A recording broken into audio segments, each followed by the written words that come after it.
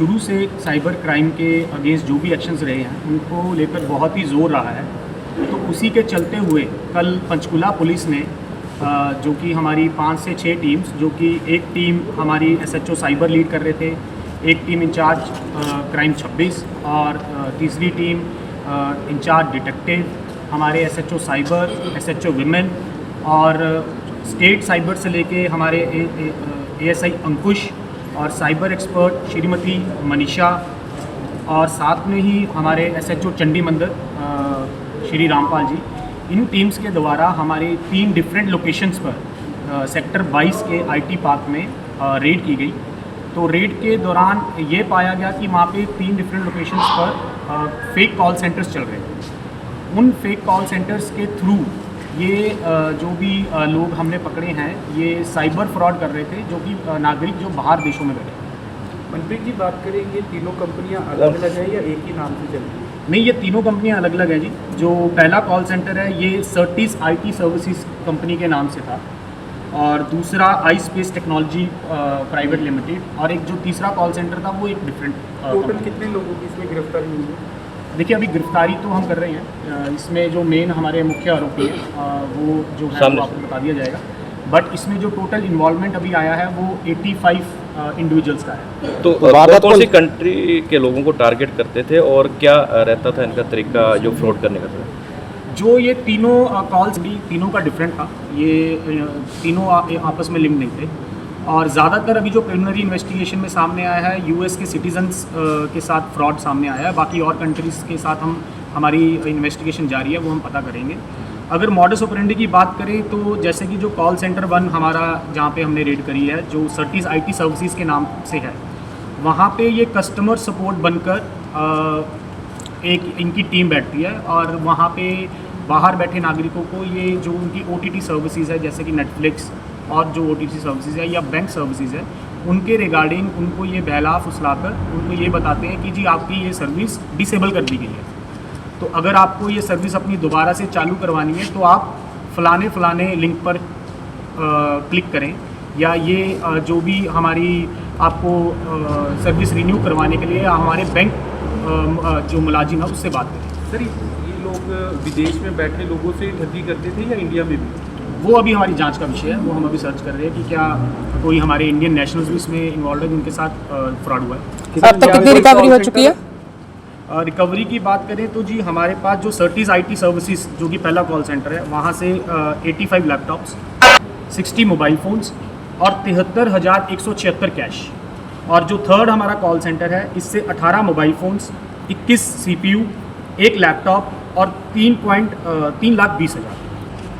इसमें अभी तक जो हमने 85 इंडिविजुअल्स राउंड अप किए हैं, तो हमारा जो पहले जो कॉल सेंटर है वहाँ से 14 इंडिविजुअल्स राउंड अप हुए, दूसरे में से 28 और तीसरे में से 43 फॉरेन नेशनल्स के साथ ठगी कर रहे थे।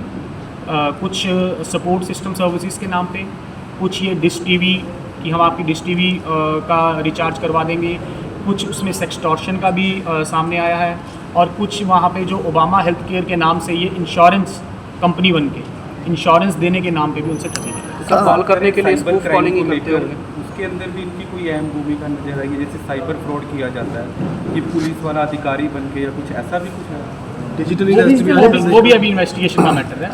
तो सर, शहर के बीचों बीच IT पार्क है, वहाँ का जो फ्लोर था वो यूज़ किया, तो कब से ये कर रहे थे? तो पहले सूचना नहीं मिली जो साइबर क्राइम लंबे समय से हो रहा था? बिल्कुल ऐसा है कि अभी हम टाइम तो नहीं बता सकते कब से कर रहे थे, बट जब भी हमें हमारे सीक्रेट इन्फॉर्मेशन से इन्फॉर्मेशन मिली हमने तुरंत इस पर एक्शन लिया और आगे भी हम आपको आश्वासन देते हैं कि ऐसा अगर कोई साइबर क्राइम यहाँ चलेगा तो हम रेगुलर रेड्स करेंगे और ये हम बिल्कुल टॉलरेट नहीं करेंगे कि हमारे पंचकुला शहर में ऐसा कोई कॉल सेंटर चले। सर, कहाँ के रहने वाले हैं ये? सर, महिलाओं की गिरफ्तारी हुई है, महिलाओं का काम क्या था कॉल सेंटर में? देखिए, ये भी एक पूछताछ का विषय कह लीजिए, बट जो प्रिलिमिनरी इन्वेस्टिगेशन में सामने आया है वो यही आया है कि या तो वो सपोर्ट सिस्टम सर्विसेज की उनको कॉल करके एज अ कॉलर बात कर रहे थे, वो कॉल ट्रांसफ़र हो जाती, क्लोजर एक नाम के आदमी पे वो उनसे सेटलमेंट करता था कि कितने पैसे आप ट्रांसफ़र करेंगे, तो कुछ अलग अलग बेंचेस पे अलग अलग सिस्टम्स पे ये बैठे थे, तो वैसे ही काम। आरोपियों में कोई विदेशी नागरिक भी शामिल है? अभी तक हमारी जांच के विषय इनका ओनर भी गिरफ्तार हो चुका है, सारे एम्प्लॉइज हैं। देखिए ऐसा है कि कुछ इसमें से मैनेजर हैं, कुछ इसमें से ऐसे भी है जिनका बहुत मेजर रोल आ रहा है, बट ये अभी बहुत ही प्रिलिमिनरी स्टेज पे है, तो अभी हम आपको ये कंफर्म नहीं करते। यूएसए के अलावा और भी कोई कंट्रीज में इनके वो भी आपस में जांच का विषय है, बट जब भी हम इसमें हम पुख्ता सबूत आ जाएंगे किन किन कंट्रीज में इन्होंने फ्रॉड किया, तो हम डेफिनेटली ये आपको सर ट्रांजैक्शन एक ही अकाउंट में करवाते थे जो ठगी के पैसे थे, या अलग अलग अकाउंट थे इसके?